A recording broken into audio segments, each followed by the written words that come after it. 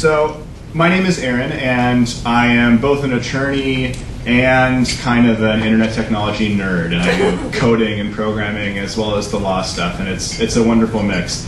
The Center for Democracy and Technology, just very briefly, is a nonprofit organization here in Washington, D.C. that focuses on protecting civil liberties online and trying to keep the internet as a platform open, innovative, and free. So that involves privacy, free speech, copyright issues, all those sorts of different things go into our work.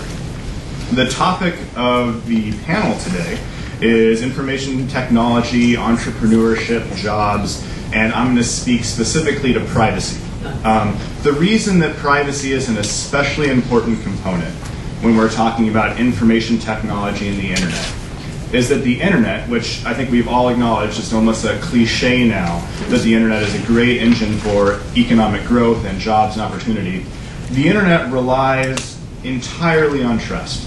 When you think about everything you do online, these are invisible transactions with many, many different people and companies, and you have to trust that your information is going to be maintained, that your identity is going to be well treated, that your credit card number isn't going to get spread around. Think about how many invisible transactions you undertake on the internet every single day. And if you have a BlackBerry or an iPhone or any smartphone, multiply that by 10. Trust really holds this whole system together. And underneath that trust are privacy issues. Without a sense of privacy and control and sense of where your data is going, social networks wouldn't be a viable business model, search engines wouldn't be a viable business model, cloud computing, which says, hey, give us all your email and documents and calendar and we'll hold that for you.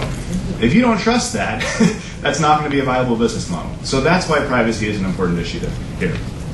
Let me very, very briefly, I promise this won't take more than 2 minutes, I want to put on my law professor hat and just give you a 2-minute crash course in the state of privacy law in the US, because you might be surprised by the story. First of all, the word privacy just is not in the US Constitution.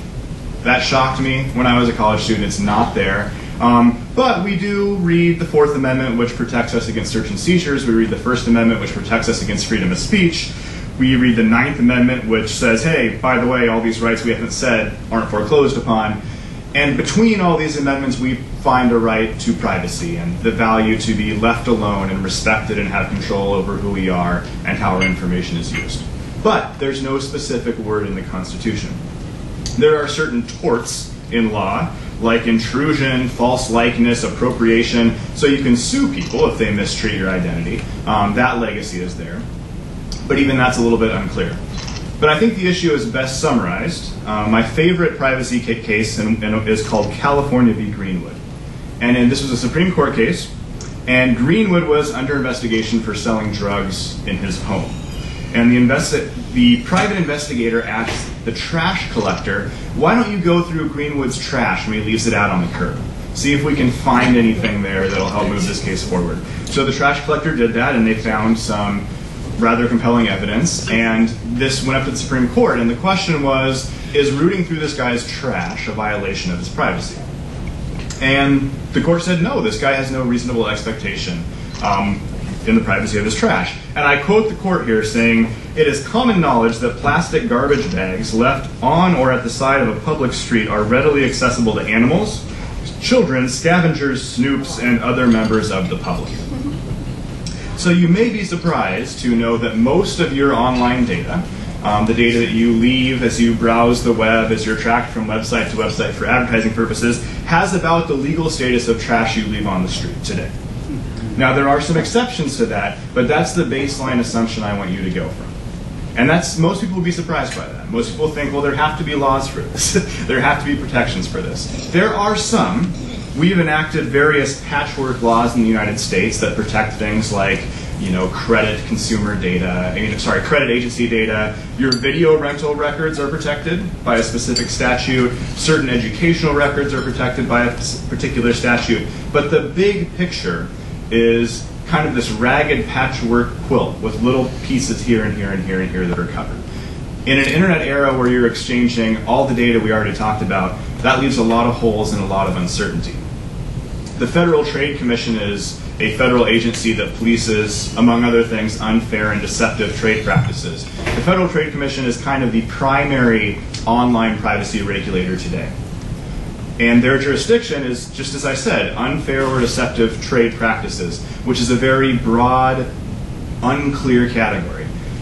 So that's the state of privacy today in the US. Now, let's get to entrepreneurs, because that's what the topic of today is. How do you survive as an entrepreneur against this backdrop of incredible uncertainty? You want to create a mobile app, or you want to create a program that runs on the Facebook platform that allows you to do more efficient advocacy and gather people together.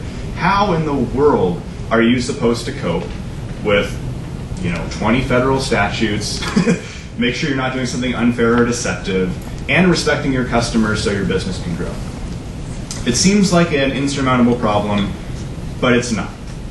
And the basics, you can get privacy right simply by starting with writing a privacy policy. And the way that people write a privacy policy, the way that you build an application or a business or an IT company that respects privacy is to first just simply ask yourself, what data am I getting from my customers? Do an inventory. Well, you probably have their first and last name, you probably have their email address. If you're billing them for something, you might have access to their credit card number. You're probably tracking the hits that come into your website or your web application. Entrepreneurs just need to simply take stock of that data. And then write a policy and explain to your customers what you're doing for it. If you're advertising to them with it to make some money, that's not a bad thing. You just need to be upfront about that. If you're selling that to a third party, make sure you're upfront about that. Make sure they know it. You can get out, a lot of the problems come from not being clear and transparent. Most entrepreneurs I know will start a great new web application or an iPhone app or a Facebook app, and they'll go to another website and cut and paste the privacy policy and put it on theirs. That's a bad practice for two reasons, more than two reasons. It's a bad practice because, one, you probably have different data and are doing different things. And two, if you put up someone else's privacy policy and you don't understand it, you're making promises to consumers that you don't understand. And that's exactly the sort of thing that gets people in trouble with the Federal Trade Commission, is when you make representations that you don't follow up on. So this process of making a privacy policy, for very small businesses, for small mobile apps, you don't need to hire a law firm. Just think about what data you're using, explain how you're using it, in a way that you think your mom or your grandma or your dad would understand. If you're doing something, think about what your application does and don't take data that you don't need. One of the really hot button issues right now is smartphones have GPS chips in them or location units in them. A lot of applications, for no good reason, just say, oh, we'll take location data. If your application doesn't need location data, doesn't do anything with that location data, don't collect it from consumers. People get creeped out by that. Congress is looking very, very closely at the issue of location data right now. They're very worried about it. Don't take data that you don't need. Don't let data pile up. A lot of companies I know collect data from consumers, and that data just piles up and piles up and piles up. If you don't need it, clear it out after a while. It's good hygiene. That protects both you and it protects your customers. And finally, just listen to feedback. Put up a contact me form, put up an opportunity for your customers to comment. A lot of privacy issues spark up because people see something that they didn't expect, and it took them by surprise. Most of the privacy issues you've probably read about in the Wall Street Journal, the New York Times, happened when Facebook changed something and people didn't expect that change. So suddenly new things are appearing in new ways. People get uncomfortable with that. So you can be a privacy-conscious entrepreneur with some very, very simple steps, and just think about not surprising your customer. I'm sounding like a broken record here. Explaining everything to your customer and striving not to surprise them. And of course having good data security and good practices, but it's not an insurmountable task. And I just want to admit that privacy challenges online are really, really hard. Nothing drives me more crazy. I was at a panel a few weeks ago, and one of the speakers said, it used to be the case that when my parents went on vacation, they would turn on all the lights in their house so no one knew they were gone. They felt safer that way. So the same guy said, my kids, they go to the airport, they tweet online, hey, I'm at the airport, I'm going to be gone for a week. And his conclusion from that was no one cares about privacy anymore. I think that's an erroneous statement. And the reason that's an erroneous statement is if privacy is just secrecy, then yeah, we've given that up a long time ago. Everyone who's on a social network doesn't care about their privacy. I don't think that is not a fair encapsulation of the issue. In a connected age, in an age of small businesses that use information technology to reach lots of people, what privacy means is being transparent with your customers and giving your customers a sense of control and integrity with your service. If you can achieve that, you're taking the right steps to be a privacy-conscious entrepreneur in this century. Don't for a moment think that privacy means secrecy. That's a cop-out answer. That's not going to work. It's not going to work for your business, and it's not going to work with Congress or the FTC. So let me close up here by giving you just kind of a sneak peek at what's coming down the road in this area. This privacy question is really complicated. There's different kinds of data collection. Think about data that you give directly to a first party, like a Facebook or a Google Plus. See, that's their new service. That's one kind of data you exchange directly with a website that you see the logo of and you know and trust. That's one kind of data collection, and that's a complicated issue. There's considerations to be thought about there. There's another kind of data collection where advertisers might track you across websites and build a profile. Well, Aaron seems to be someone that enjoys Groupon and Living Social, so he must like a discount coupon site. Let's give him more discount coupon ads. That's a different kind of data collection. It's data collection as I go from website to website by a party I never see. There's new privacy challenges around that kind of regime. In Europe, they're talking about a right to be forgotten, which is the idea that wouldn't it be nice if there was a button that could erase everything about me on the internet if I wanted to go invisible, which has some appeal to it. It's certainly a nice thought, but then you start to think about how difficult that would be to carry out. I mean, certainly I should be able to delete my own blog or social networking post, but what if Christina and I had a lively conversation on the Dialogue on Diversity online forum? Should I be able to delete all traces of that just because I was involved in that? In the US, we would say probably not. So there's lots and lots of tensions here. And in the US, we have multiple new broad foundational privacy bills that are stuck in Congress, one introduced by Senator Kerry and Senator McCain.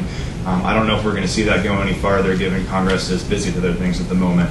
But that's there. The Federal Trade Commission and companies are thinking about a way to build a do not track proposal, which would, in theory, be somewhat modeled on the do not call list. But rather to say to these invisible advertisers on the internet, I would prefer not to be tracked across websites for the purposes of advertising. They're thinking about those sorts of initiatives. Kids' privacy is a really big issue right now. I would suggest that whenever you hear a senator talk about kids' privacy, the first question that comes to your mind is why do only kids get privacy? And as a matter of fact, these kids' privacy specific initiatives are very hard to enact as a practical matter because, believe it or not, it's hard to know whether it's a kid behind a keyboard across the country or not. So, but kids' privacy is a big issue on the Hill. So in conclusion, it's a complicated area, there's a lot to think about, but it's not an impossible landscape for entrepreneurs. The important thing that entrepreneurs do is think very consciously about the data they collect, how they're using it, and do their best to form responsible policies and communicate those to their customers. Don't lie. If it feels sketchy, you shouldn't be doing it. Or make extra sure your customer understands it. And of course, if you're dealing with location information or health information or financial information, you should be extra careful and probably make sure you're in compliance with those laws. But it can be done. And anybody who has an iPhone or an Android phone and has seen the thousands and thousands of apps, many of which are developed by people in their basements or small businesses, knows that this is a really viable market, and I think it will continue to be so in the future. So that's it.